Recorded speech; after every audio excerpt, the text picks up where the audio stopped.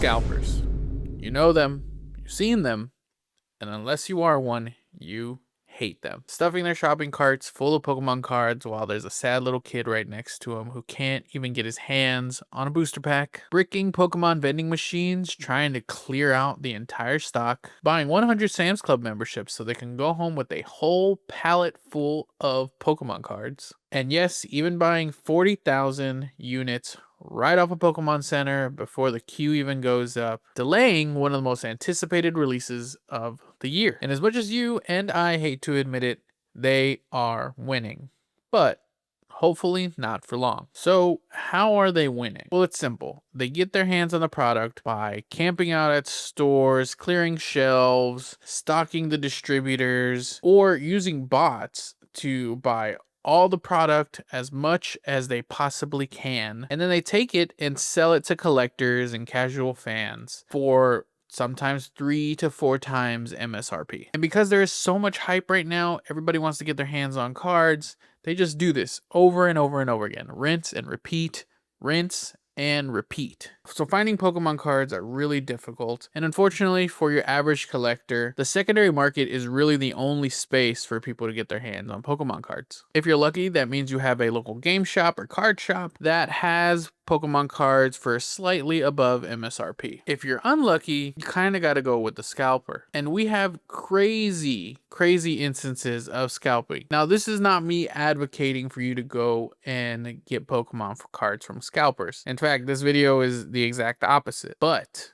we do have crazy instances of scalping. Like the one I mentioned before, when someone went out and bought a bunch of Sam's Club memberships just so that they can go home with a pallet full of Pokemon cards. And from my understanding, they've done this multiple times now because Sam's Club released multiple times. And then you have the Pokemon Center event where a known botting Discord group managed to bypass the queue before the product was even live to the masses and ordered like 40,000 units of Phantasmal Flames, essentially delaying the release of Phantasmal Flames because Pokemon Center had to go back and see what went wrong, how this happened, and they had to come up with new measures to stop botting. This delayed the drop by 2 weeks, and in those 2 weeks, they did a series of tests. They launched a queue and didn't even release anything, and that queue got up to 5 million. And then they did another queue, which didn't go up so high, but they released what seemed to be old backstock product. I think these were all tests to see if the precautions they were taking and the measures they put in place to stop botting was actually going to work or not. And it seemed to have worked because eventually they did release Phantasmal Flames and it was up for a few hours. Of course, I errored 17 or 15, whatever, which one it is, but I was unable to get any. GG's for everyone who was able to get some. I unfortunately was not able to get anything, but it seemed to go without a hitch. And even though things feel bleak right now, there is a light at the end of the shiny cardboard tunnel. At least there seems to be. Like I said in the beginning, the scalpers are winning, but I don't think they're going to be winning for much longer. Stores have started to realize that if they do not do something, their shoppers are going to get upset and they're no longer going to shop there. So places like Target, Costco, Best Buy, and GameStop have implemented store limits so that you can only buy so many of a certain item in store. And they've also done the same online. Walmart also has purchase limits online, but they're kind of high, sometimes going as high as 12 per unit, and they don't have purchase limits in store. I've seen people go in and just clear entire shelves as soon as it was stocked. And even though queues don't always work, like what happened with Pokemon Center, Walmart, Costco, and up until recently Pokemon Center have had successful queues in the past. Now, Pokemon Center did take some precautions and fixed everything, I believe, because the queue system has gotten a little better, albeit a little bit more sketchy in that you're gonna hit errors a lot easier now. So a little bit more tiptoeing has to be done to make sure that you don't make Pokemon Center think you're a bot. The other thing that I've heard that the Pokemon Center is currently doing is printing like crazy. Printing sets like crazy, releasing sets like crazy, flooding the market with product so that it's way more available, it's easily accessible. I mean, it's basic economics, supply and demand.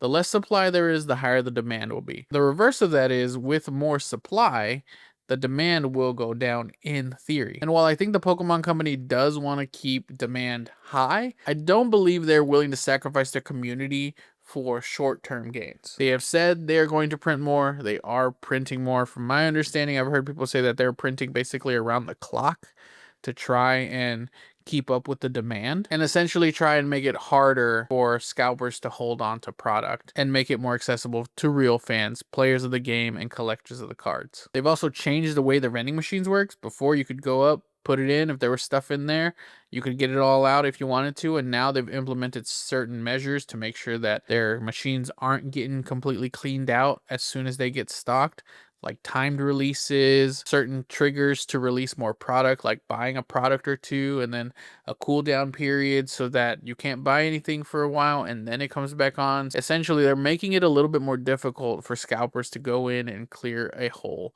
vending machine. That's not going to stop them from trying. They've still been trying, but they are making it a little bit more difficult for scalpers to clear out whole vending machines. Now, I don't think all these things are going to end scalping altogether, but I do think it's going to hurt them. The thing that I believe would be the most effective is what we as collectors, as players of the game, do or don't do, which is don't buy from scalpers. By now, you probably know your local scalper. You might have given them a nickname. You might have seen them in your local discords trying to infiltrate and get some information about where restocks are, where they're happening, who, what, when, where, why. But the best thing you can do is not fight them in the target aisle. It's just stop buying from them. And I know you just want to buy product. I know you just want to get some packs and rip some packs open. I like ripping packs open with my kids. I like seeing what they get. They get all excited. Doesn't matter what's in there. They're not chasing hits. They're just chasing their favorite Pokemon or seeing the cool art. I enjoy that. I get it. But we do not need to be buying booster packs for $10. This is a $5 booster pack. We can do better. Also, don't get caught up in the hype and the FOMO of new set releases and things like that. Yes, it's cool. Yes, it's new. But there's gonna be product. Black Bolt and White Flare got released months ago, and it's still being released. It's still getting released out there into big box stores. It's still available if you know where to find it and how to get it. Because if you want to buy Pokemon at MSRP, you're gonna have to do a little bit of legwork. You're gonna have to work a little harder. Gone are the days of walking into your local big box store while you're running errands and going to the card section and seeing what they have there and going home with a couple of packs. Those days are gone, long gone. You're gonna have to put in a little bit of extra effort. That means learning the restock schedule of your big box stores, potentially standing in line so that you can get your hands on some Pokemon cards. Two of the stores that are easiest to hit in person are Best Buy and GameStop. They usually release their schedules online. GameStop specifically usually releases how much stock they're gonna have for a release, so you can plan and get there